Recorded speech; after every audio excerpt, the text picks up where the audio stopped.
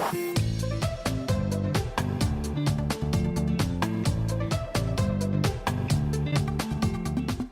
started with a 157, and when I was about to test, I was averaging about 163, and I had a couple odd high-end scores of like 167 and even 169 at one point, but they were outliers.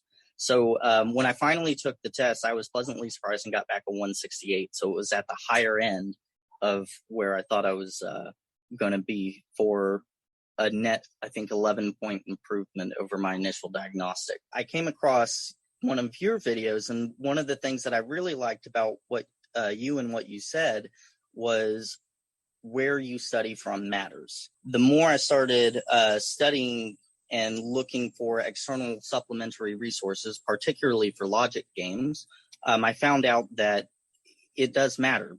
Kaplan, for example, I wasn't really liking a lot of their resources because it didn't make sense and it seemed very different. And as I went into it, there were reasons why. But continuing on my journey, I got more involved in, I think, your lessons for logic games, because that was mostly where I was going to improve. And I really liked your philosophies, and it seemed to really line up more than just beyond studying for a test. Certain strategies like addressing your weakness. It doesn't make sense if you're like -2 on logic games, but you're -5 on reading comprehension, to focus on getting perfect logic games. Those kind of philosophies resonated with me. So that was essentially what my journey was. And I did find out you can study for too long. I thought I was a power horse because I usually am with most other things, but it does get tiring after a while. But yeah, so that was generally my journey. And the thing I think was the biggest help for me was once I actually started not just trying to shoot for the lower score, but actually understanding the test and making sure that I understood why I got something wrong. And not just in a cursory sense that, oh yeah, I'm a silly person for missing that. How could I have possibly missed it?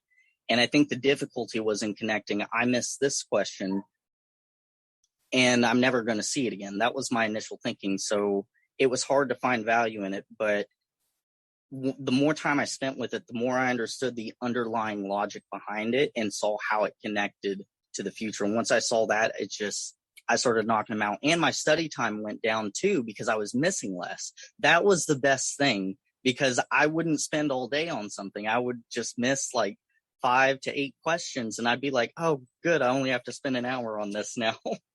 I come as a non-traditional student, so I've got a fair bit of work experience. And one of the key things that I understood with work experience is, especially as a supervisor, if you don't know it well enough to explain it to somebody, you don't know it well enough.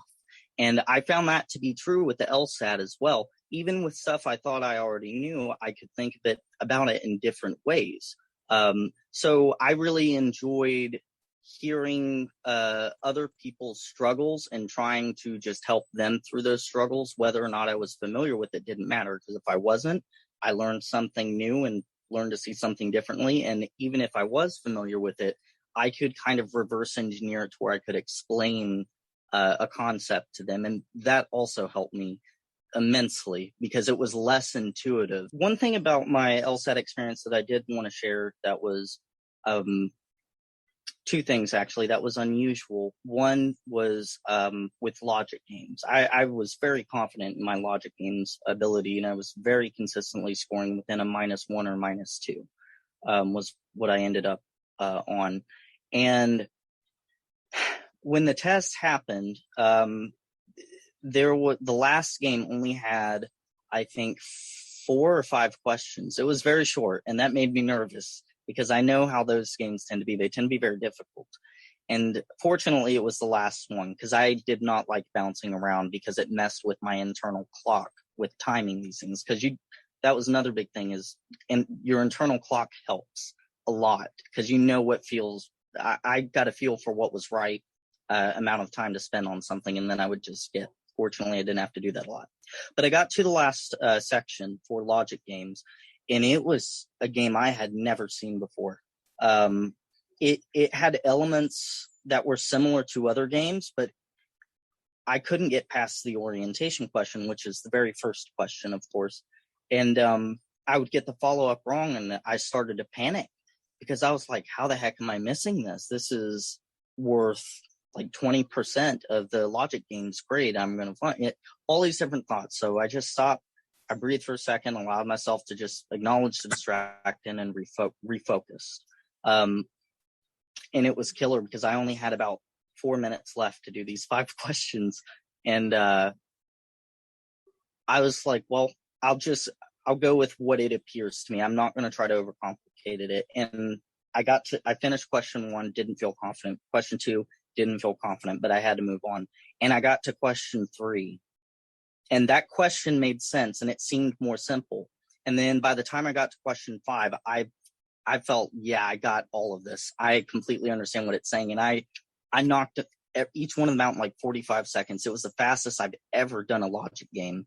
And most of the time I just didn't understand it, but I didn't panic and I was able to hammer them out unbelievably fast. I had to guess on the last one though, because I didn't even have time to read the question. But I was very pleased with that because I was freaking out because I'd never seen a question like that. And the second thing briefly was just distractions. There were a lot more than I thought, even at home, because I made sure my fiance knew exactly how important this was and would still walk up and down the hallway and I'd hear boots or whatever clacking. My dog came up to the window, which I had open because I like the outdoors. It's calming for me. And Laredo would come up to the window and check on me. It'd be distracting. But I found that acknowledging those kind of distractions when you're actually in the thick of it is a lot better than trying to ignore them, because if you acknowledge it, just take a second, breathe, and say, yeah, I'm allowing myself to be distracted. 2 seconds later, refocus. It was so much better for my psyche than trying to ignore it. I feel confident because getting into a good law school really takes a lot of the pressure off. And that's what is really comforting to me, and which enables me to relax during my time off for the most part. One thing that I do want to part, because it was the biggest thing that helped me throughout my LSAT ventures, was just knowing what my weaknesses are and what my strengths are as well. Like, I never studied for reading comprehension. I didn't crack open a book. I didn't feel that I need to, because I knew what I was weak in and where the areas of improvement I could be most. And I also knew when it was time for me to take a break. And I didn't push myself in that respect because I had done it before and it wound up hurting my scores.